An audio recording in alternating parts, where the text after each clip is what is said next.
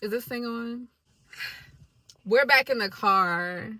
So, we talking. I haven't sat down and talked in a minute, and my favorite place to sit and talk as of right now is in the car because I get the most quiet, peace here, okay? So, today I wanted to talk about some things that I'm going to be doing this year that either I started doing at the end of last year or that I did learn last year that I want to implement into 2025 that I feel like will set me up for a successful year. So if you want to know what those things are, then keep on watching. Let's get into the video, y'all. Oh my gosh, it's been so long. It's been so long, I feel like, since I sat down and talked to you guys. It's been like a couple of months, but if you are subscribed to my channel, I do short form content. I'm going to try to do more of that this year. But welcome back. Happy 2025. Happy New Year. What's up? What are some of your New Year's resolutions? Comment them down in the comments. Let me stop chatting. Let's go ahead and start talking. So one thing I really want to do, and I'm gonna make this my number one because he my number one, alright? But one thing I really want to do 2025 is just follow the lead of God's voice more. Because I feel like last year, and honestly, since I've been in my walk with God, I've tried to do that, but I've been hesitant, or I wanted to wait, or I've been unsure. But I feel like mid 2024, I kind of like came to this place where I was like, it's not always going to be God sending confirmation after confirmation after confirmation. Like, I need to learn that I know God's voice and I need to act out on whatever it is he's telling me to do. And so one thing that I really, really, really want to implement in this year is like knowing that I know God's voice, knowing that I know my voice, knowing that I know the enemy's voice, and leaning onto God's voice, trusting his voice, and going forward with whatever it is he's telling me to do. So obedience, I would say, is my number one thing for 2025 because obedience is better than sacrifice to the Lord. Like, he doesn't want our sacrifices. He wants us to be obedient to what it is that he's telling us to do. And in that, it'll lead us to the things that he has for us. So that's numero uno. Number two, I feel like I want to be more of myself. Not that I'm not myself, but I feel like so many people that I see and watch that I'm inspired by, one thing that they have about them is like they're openly 100% themselves on camera. And for me, it's like I'll hold back a little bit. Like, you don't see the 100%. Like, I maybe give you like 80%. Like, you're getting a good amount of me, but you're not getting the entirety of me. So I plan to show you guys more of my personality, more of my life, being a little bit more vulnerable this year. I think being vulnerable will take you far, no matter who you are, when it comes to workspace, when it comes, boundaries. Okay, boundaries in the workspace. But different things like that, vulnerability makes you really a real life person. It makes you more relatable. And I feel like that's how you truly connect with people. So that's my number two. Number three is saving. Saving is always big to me. Like, I've always wanted to save, and at times I have. But I feel like it's going to be so important to me this year because I know that the Lord is pulling me to new things, which is going to require me to steward my money well. Stewardship is just kind of how you take care of whatever it is that the Lord is giving you. My finances, I want to take care of them, steward them well, and make sure that I'm saving so that I can be prepared for what it is he's calling me to, etc., etc.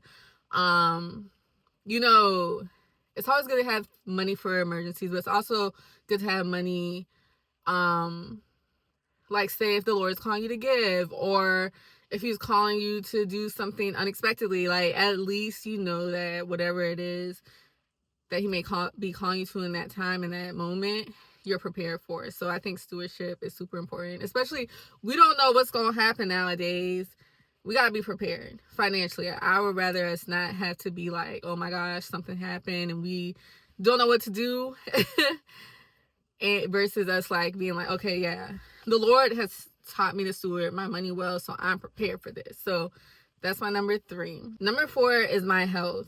I really waver on and off with this. Like, sometimes I'm like really on it, and I notice that it's more so when it's warm. Like, I'm more inclined to go outside and go to the gym, etc., when it's warm out versus when it's cold. So one thing I'm really trying to implement this year is taking care of my health all year round, no matter the season.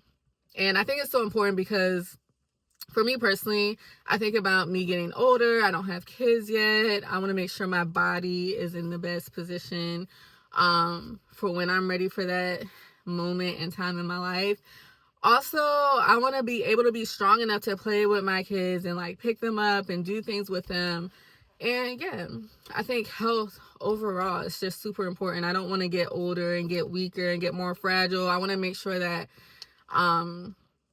I just feel good internally, and that includes the way I eat and things of that sort, because y'all, health is nothing to play with. Like, things can happen in an instant, and I think like taking care of your body in the best way that you can now, God forbid anything happens, will help prepare you for if anything happens. And it's also like a form of stewardship, like honoring your temple, honoring what the Lord has blessed you with. Like, I think of everything as something that I could steward well, and like thinking of myself.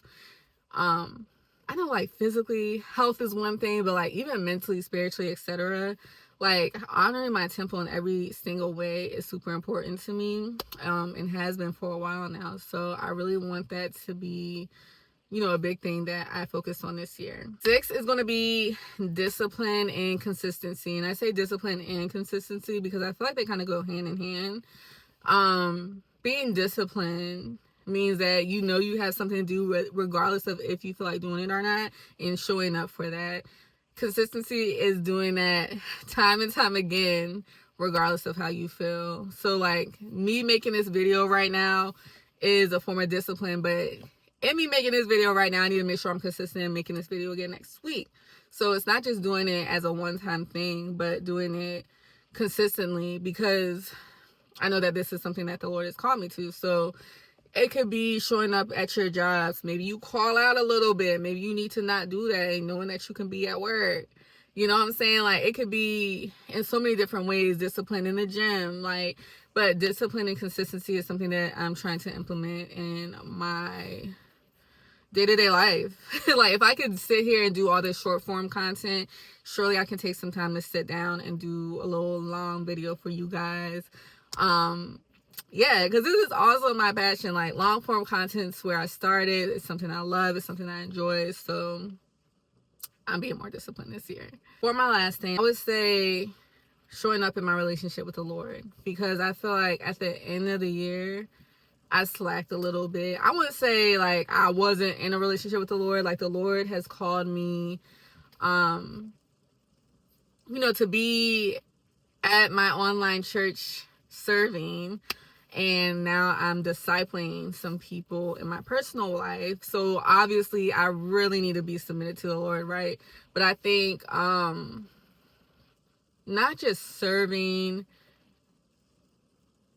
serving is one thing, but you can't serve to your ultimate capacity without actually having your own relationship and without sitting at the feet of Jesus. So I think that's one thing for me that I really, really, really want to be more like conscious of.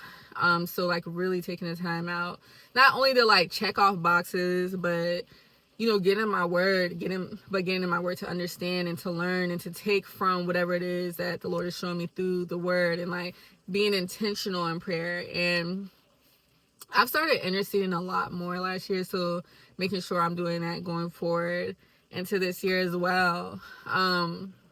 And just, talking to him. Like, the Lord is like our Father, and you can tell him anything. He knows anyway. So it's like I sit here and I want to talk to the Lord and like just make my relationship with the Lord a priority. So that's going to be my last thing that I'm going to do in 2025 that I feel like is going to set me up for success. That is the end of this video, y'all. I pray you find something that you can take from this video to implement in your life and your personal walk, and hopefully it'll also set you up for success. Again, let me know in the comments what your New Year's quote-unquote resolutions are, or what it is that you plan to do in this year that you maybe didn't do in the previous year, and or maybe you started doing in the previous year but it was like the end of the year. I would love to hear what you guys have to say. But with that being said, I will see you guys in the next video. I love you guys. Bye.